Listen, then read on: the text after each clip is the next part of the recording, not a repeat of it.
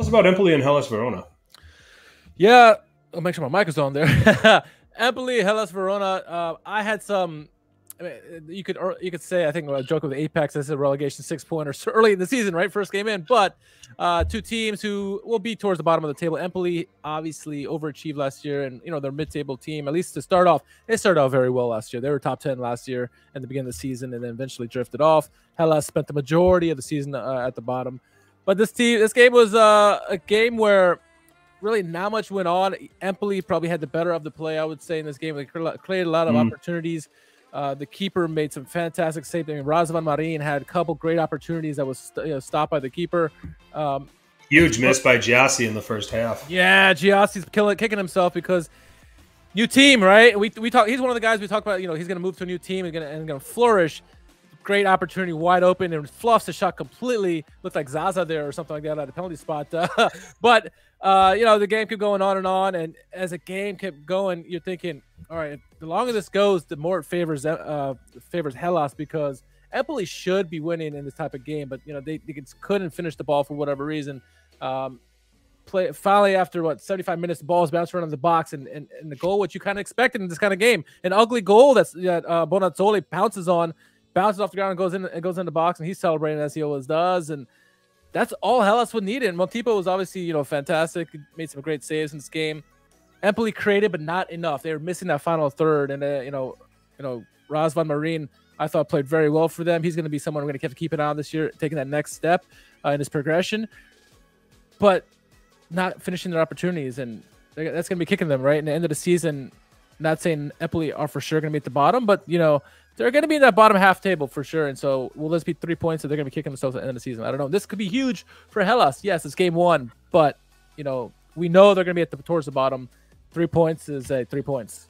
I like this combination of Giuseppe, Baldanzi, and Marin. I think there's potential there. Yeah.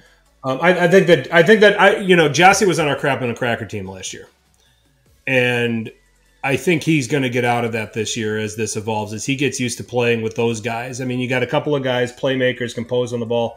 Who did he have in Spezia? Just Esposito, and that's it. Yeah. I mean, he had Nzola to run off of. But you've got a few more playmaking guys.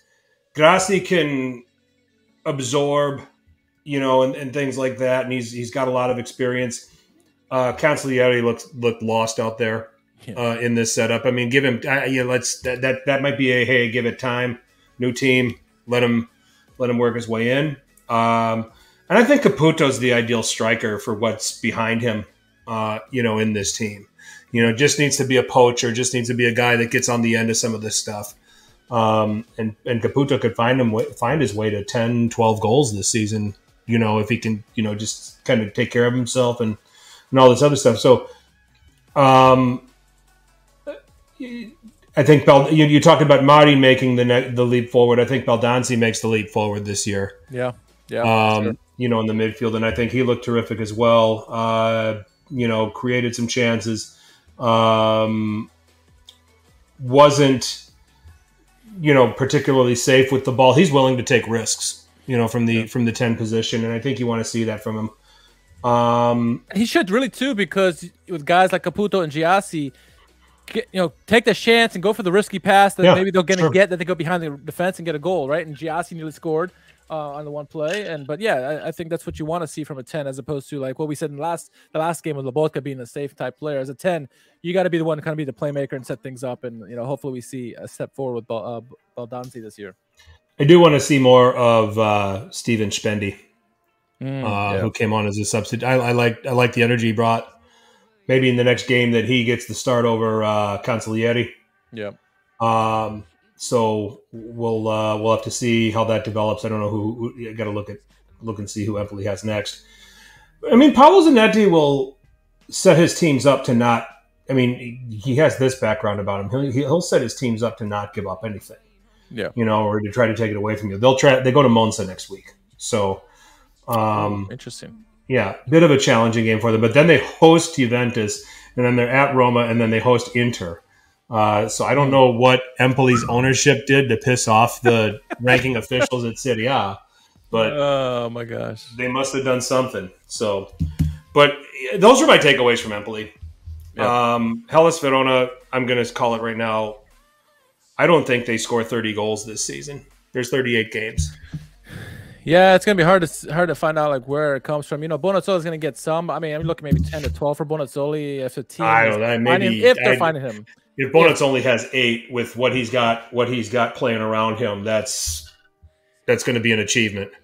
He's the kind of player that he can just poach up in games and it gets his goals every now and then. I mean, we've seen what he's done over the years. Just like he's been on teams with no talent, and finds ways to just show up at the right place, right time, and get a goal. Right.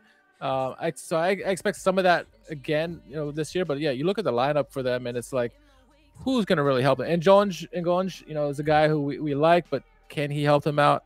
I don't know. Is he going to be there? He might be gone before the window shuts too. Yeah, Andre Duda is a guy I've liked for a long time, but he's shades of himself of what he was, 5 years ago even. So that would be the guy I'd probably look towards and try to helping him out. But I mean. And that's a big problem for Hellas Verona if that's who you're looking to for creativity. Yeah. The only other guy from the looks of it from everybody that played is Saponara, and he's there's a reason Fiorentina didn't want him anymore. Yeah. So he's got a little bit of touch every now and then. He's like he's good for a good play here and there, and so maybe that's where Bonazzoli gets his goals, or even Mbula, or who knows else what they can do. But yeah, 30 goals that might be a stretch there. This year we'll see, unless they start finding a way and start clicking. It's an important win for Hellas Verona, but it's not going to change my opinion of them. I still think they drop, and I think Empoli gets this corrected enough to avoid it. Yeah. I mean, and Empoli probably deserved to get something out of this game. In all honesty, I mean, I know Yeah, but no goals. Yeah, I mean, they did. They just come up empty-handed. But over time, I can see them figuring this out. I think the quality's there. So we'll see what happens.